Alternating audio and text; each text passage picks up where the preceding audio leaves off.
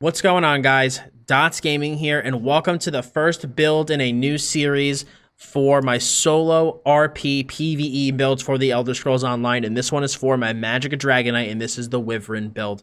Now, my solo RP PvE builds are going to be builds that you can use to go out and solo things in the world, from public dungeons to world bosses to group delves, regular delves, questing. Whatever you want to do, the goal for these builds is to make it so that you can go out there and be as self-sufficient as you can. But I am putting a bit of an RP twist on a lot of these builds to kind of have a little bit of fun with it. And so that when you stick on one of these builds, you feel like you are truly within the theme of whatever I'm trying to go for with that build. And for the Magicka Dragonknight, I tried to go for a, more dragon-themed build and really focus on the aspects of the Magicka DK, especially fire, bring chains into the builds. You have the Dragon Leap, things that are going to make you truly feel like a Dragon Knight. And the reason I'm releasing this build right now for this patch is because I want to kind of see what you guys think about the format of the build, how you think the build is structured. I did bring this build on my stream, and I showed my stream, and I got asked about it an absolute ton. So stream had a very positive reaction to it, and I want to see what you guys think about it as well, so that when I start creating these builds for Harrow Storm, I can make sure that I'm giving you guys precisely what you want. But this is I have this build. This is my main character right now. So I do have this build on my character right now. A lot of the other ones for characters I don't have, I will be making on the PTS and testing on the PTS, because you can expect one of these builds for every class and both resources, magicka, and stamina. So we're going to have a lot of different themes. Just some like little previews is Stam DK will be Nord Companion Shield Brother. Mag DK is Dragon themed, the Wyvern, as you can see here. Magstork's going to be an Electromancer. Stamstork's going to be an Orc Berserker. Magblade will be a Bloodbender, eventually a Vampire type style once the Greymoor chapter comes out. We're going to have a Stamblade, which is going to be your typical Thief Assassin. Stamplar is going to be a Centurion. Magplar Priest. Stamden a Ranger. Magden is going to be a Cryomancer. Stamcrow is a Plague Doctor. And Magcrow is going to be a Pure Summoner. So I have a bunch of themes in mind and things that I want to try. Like I said, this first video is going to serve as like an introduction to these types of builds, and I want to gauge your guys' thoughts and feelings. So getting right into this build, though, and enough talking, setting it all up, our monster set is going to be Valken Scoria. I wanted to go more offensive for this build, and it's proven to be really fun. This build deals a ton of damage, and Valken Scoria helps with that. So we get a line of maximum health, and whenever we deal damage with a dot, we have an 8% chance to summon a meteor that deals 12.5k flame damage to the target and 5.5k in an AoE, and it's going to occur once every 5 seconds. Set deals a really respectable amount of flame damage. It's a very solid DPS set. I also did choose this because of the line of maximum health, make us a little bit tankier. And if you do feel that you want to use something a little bit different, I would also recommend Grothdar. Grothdar is a really, really good option. Probably does a little bit more AoE damage. But I do like Scoria for the extra health as well. Either or, though, both sets are very good. In terms of our main 5-piece for the build, we obviously are going to have Burning Spellweave. Burning Spellweave is a Mag DK staple set. Maximum Magicka, spell damage, and spell crit. And when you deal damage with a flame damage ability, you have a 15% chance to apply the burning status effect to an enemy and increase your spell damage by 507 for 8 seconds. And this is going to occur once every 12 seconds. So that flame status effect is going to give us sustained because of our combustion passive. And for those of you who don't know, whenever you apply burning to an enemy, you restore 500 Magicka. So whenever this set procs, we restore 500 Magicka and get this massive boost to our spell damage, which is very, very nice, as well as getting the burning status effect dot on our enemy. Very, very good set. And then our other front bar set is going to be Silks of the Sun. Line of maximum health, maximum magicka, spell damage, and 400 damage to our flame damage abilities, which is basically everything that we use except for like maybe a couple skills. But the majority of our damage is going to be flame, which is why we have Silks of the Sun to boost that up. Now, our back bar set, again, if you don't have it, you don't have to use it, but if you do have it, I would recommend it, and that is going to be the Maelstrom Inferno Staff. Maelstrom Inferno Staff, we do run Unstable Wall on this build, and being able to get the Maelstrom Inferno in order to boost your light attack significantly while your wall is down is a huge benefit. If you do not have the VMA Inferno, you could either double bar Silks of the Sun, or you could just run Willpower back here as a temporary until you do eventually get Maelstrom Inferno. Totally up to you. In terms of our traits and stuff, though, we're going to be running all Divines on the body. I do have a couple of Infused, unfortunately, but your goal is to run all Divines on the body, all Maximum Magicka Enchanted. You're going to be running 1 medium, 1 heavy, and 5 light for your Undaunted passives. We're going to be running all arcane, all spell damage. Front bar is going to be a charged flame staff. Now, again, the reason we run charged is for, again, that combustion passive, because this is where the build sustain is going to come from in just out and about. We're not going to be having a raid party to give us shards and stuff, so making sure our sustain is good is paramount in order for our success out in the world, and having a charged staff is going to be super important. And that's why we have the flame damage glyph too, to help proc that. And then you're going to want your berserker weapon and spell damage glyph on the back bar to help keep your damage nice and high with the infused trait. In terms of our skills, I am running Burning Embers as our primary single target dot, as well as a heal. So you get healed for 75% of the total damage inflicted when it ends. Very, very good skill. Maintaining this at all times is going to be really nice, because every single time if this expires, you're going to be getting constant incoming healing, and you're also going to be maintaining a dot on your target. We, of course, do run Engulfing Flames, which does reach that maximum 10% value when all of your damage and everything is procced and rolling. You got Major Sorcery, you got your back bar glyph, so this will be at the maximum 10% flame increased damage, but this is an AoE conal dot, some instant damage, but we mostly have this here for increasing our damage done by 10% against our targets, because, again, everything is pretty much flame, so having this is really, really nice to boost our damage. We do run Elemental Drain. Elemental Drain is going to give Major Breach to our enemies, to give them that nice little present, and so we will be reducing their spell resist by 50 to 80. We're not going to be having a healer to put this on our target, so we need to do it ourselves.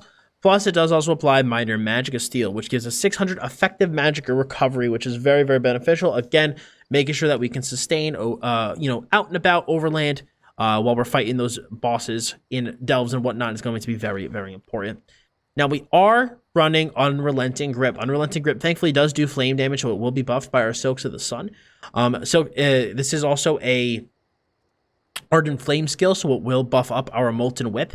But the reason that I use Unrelenting Grip is because this is actually going to be one of your primary spammable attacks against bosses. So basically what this does is you launch a chain, dealing damage. You also gain Major Expedition, very, very nice to increase your movement speed. And if you can chain something, if something can be chained to you, it'll pull it right to you, which is nice because the majority of our skills are melee range, so bam, the target is right there and you don't have to go run after him.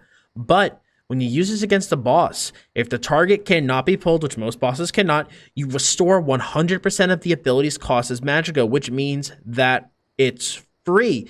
So you basically can use this to charge up your Molten Whip for free. And then you just use Molten Whip anytime it hits 3 stacks. So very, very nice way to sustain really easily when you're fighting those various bosses. Now, Molten Whip, for those of you who don't know, you lash at an enemy, dealing damage, and when you strike an enemy that's immobile or stunned, you set them off balance. And while slotted, whenever you use a different Ardent Flame ability, which Chains is, you gain a stack of Seething Fury, which increases the damage of your next Molten Whip by 33%, and your weapon spell damage by 75 for 5 seconds, and this can stack up to 3 times. So this is going to be your big burst tool whenever you get this stacked up to 3 times. So on your front bar, you could do like Burning Embers application, Engulfing Flames application, Chains, Whip, chain 3 times, whip, and then go back to your back bar and reapply your dots as required.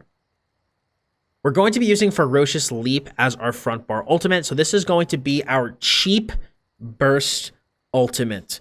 Now, I run this on the build. I've seen, like, I was debating when I was making this to either run, like, standard and, like, a defensive ult, or maybe the Destro Staff and a defensive ult, but I decided to go with Ferocious Leap as my quote-unquote defensive ult because look at that shield that it gives you. After leaping, you gain a damage shield that absorbs 24,000 damage for 6 seconds.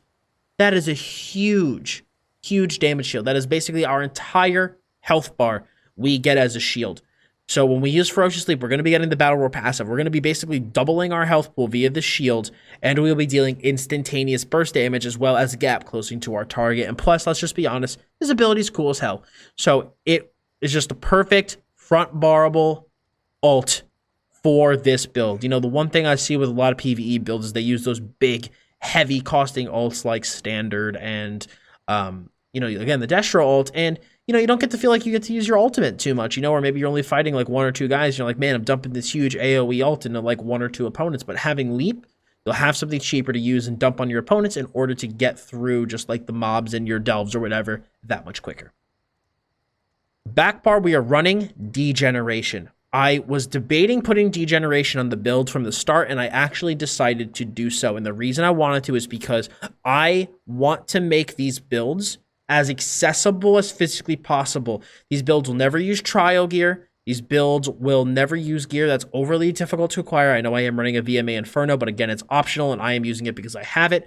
But I want to make the builds as easy to use on a daily basis as possible. So my goal for all these builds is to never use spell power potions or weapon power potions. I know I do have spell power pots written down on the website, but basically if you want to use your optimal potion for this build, it's going to be anything that uses Major Prophecy. But you don't have to use it if you don't want to. You could just use trash Magicka pots perfectly fine and be very successful. And my goal is to always make it so that these builds can get away with trash pots, which is why we do run Degeneration. If you do not want to use trash pots, or you want to use the more expensive spell power pots, you can replace Degeneration with whatever you want. You know, you could maybe do Flames of Oblivion on your front bar, for example, and move Elemental Drain to your back bar, just as an example. Or just put Flames of Oblivion on the back bar, whatever you'd like. But I would recommend that is if you don't want to use, if you do choose to use spell power pots, you could replace Degen with something else. But if not, Degen is going to be there for your source of major sorcery, and it is another single target dot. Unstable Wall of Fire is going to be our primary ground AoE. So it just deals flame damage on the ground, burning enemies, which a lot of them will be because we're running the charge staff.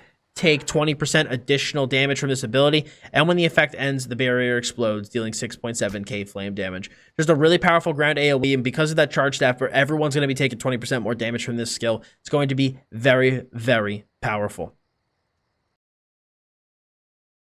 Now, our main damage shield for the build is going to be Harness Magicka. So Harness Magicka is very simple. It's a damage shield from the Light Armor skill line, and whenever we take damage up to 3 times, we will restore Magicka, and each piece of light armor worn will increase that amount, which we have 5 pieces, so it will be fairly increased. This is just our basic damage prevention. Whenever we are going to be taking damage, or we are taking damage and want to protect our heals, you apply your Harness Magicka and then go ahead and heal yourself so that the Harness Magicka will protect the heals and allow them to do their job. We are running Volatile Armor. We are running an armor buff. I very much like to run Volatile Armor for solo. I think it's very beneficial. Being able to return damage to the enemies that attack us is really nice. The dot is actually pretty respectable. It's a 10k dot over 10 seconds. I mean, it's, you compare it to Degen, it's literally comparable in terms of DPS. It's very good. And it's AoE as well. And just getting an armor buff of 5280 is just very helpful when soloing. I like running armor buffs when I'm out there doing solo stuff. I find it makes me much tankier. Now, we are running Coagulating Blood as our primary burst heal. So if we you know, are applying our Burning Embers and we're applying our damage shield, if we do feel that we need a big burst heal in a pinch, you have that Coag to press, and that'll get you back up to really high HP with the click of a button. Note that you don't want to lean on this because it is pretty expensive. Now, our big back bar ultimate, should we want to do a boatload of AoE, is going to be Fiery Rage. So create a Cataclysmic Storm at the target location that builds for 2 seconds and then lay waste all enemies in the area, dealing 9.3k flame damage every second for 7 seconds. So should we be taking on a crap ton of enemies, we want to just watch them get cleaved down, you drop the Fiery Rage on them and they will all get killed. In terms of our stats, we were rocking 39k maximum Magicka, 21k maximum health, 10k max stam, 890 Magicka recovery, 2100 spell damage, 32.6% spell crit without major prophecy, 20k spell resistance, and 9.3k physical resistance. We are a vampire for this build for the extra recovery and just for the vampire passes. I'm also a vampire for PvP. It's not required, but you know, you could run it if you like the passives. I am using Bi-Stat food, so the blue food, the name of the food is the Mistral Banana Bunny Hash. And like I said, you're going to want to use Major Prophecy, Health, and Magicka Potions. You could also run Spell Power Pots, the Major Sorcery, Major Prophecy, Magicka Potions if you don't want to use Degen. Or you can just use regular Maximum Magicka Potions. I would say, though, that if you do use regular maximum Magicka potions, I'd probably change my Mundus Stone because you're not going to be critting as much. So the Shadow does lose some value. You could either run like the Apprentice or the Thief. The Apprentice will give you bigger heals. The Thief will give you more crits. You could also run the Mage if you want bigger shield sizes, but I'd use a different Mundus besides the Shadow if you're not going to be getting Major Prophecy from a potion. And like I said, probably Thief and Apprentice would be my 1 and 2, with Mage getting an honorable mention.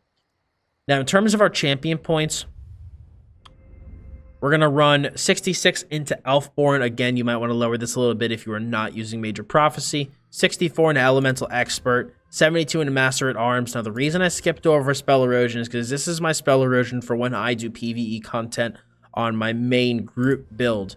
If you're good for this build, I would take the points out of Staff Expert, so these 25, and move them into Spell Erosion, so that'd be 31 into Spell Erosion. And then 37 into Thaumaturge. 66 into Ironclad, 39 into Spell Shield, 56 into Thick Skin, 43 into Hardy and Elemental Defender, and 23 points into Bastion. 37 into Warlord, 100 into Arcanist, 56 into Tenacity, 40 into Tumbling, and 37 into Shadow Ward. You also could probably move some points out of Arcanist into Sprinter if you find yourself wanting to sprint around a lot. And if you find yourself using your heals more than your shields, you can also feel free to move these points out of Bastion into Quick Recovery instead. Champion points are incredibly customizable, and you can really kind of mix and match these as you like. Just make sure that you're adhering to jump points. And if you don't know what a jump point is, check out the guide on my website, dotsgaming.com, that shows you what all the jump points are and explains even what they are in the first place. Now, I've pretty much explained the rotation, but just like as a general rule of thumb, you always want to maintain volatile armor on yourself. On your opponent, you want to maintain Unstable Wall of Fire, Degeneration, Burning Embers, and Engulfing Flames, as well as Elemental Drain. So going into a fight, you're going to Ele Drain your opponent, you're going to degen, you're going to hit the wall, bar swap, Burning Embers, Engulfing Flames, use Chains once, whip, use Chains 3 times, whip, and then when your dots need to be refreshed, swap to your back bar, refresh the dots, and go right back through the rotation.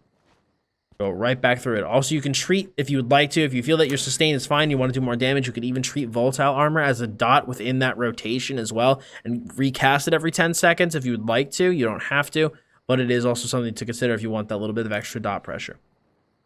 So guys, this is my first this is my first solo RP PvE build for ESO. Love to hear what you guys think about it. I do plan to do a lot more of these. It's been a heavily requested thing for me for a long time, and honestly, this was really fun to do. These builds are way more like casual for me to make, and it was really fun to be able to just sit down and come up with like a nice fun setup that I think people are going to be able to use, you know, open world solo by themselves, and just have a really, really good time with and feel like they're thematically playing something and feel like, okay, I can play as like a real dragon knight, if that makes sense. But if you guys do like this video, I'd appreciate it if you left a like on it. Leave a comment below letting me know what you think about the build. And of course, hit that sub button as well as the bell to keep notifications on to always know when I post a video here on YouTube. Thank you guys for stopping by and watching. I appreciate it very much. As always, I'm Dots Gaming, and I'll talk to you all very soon.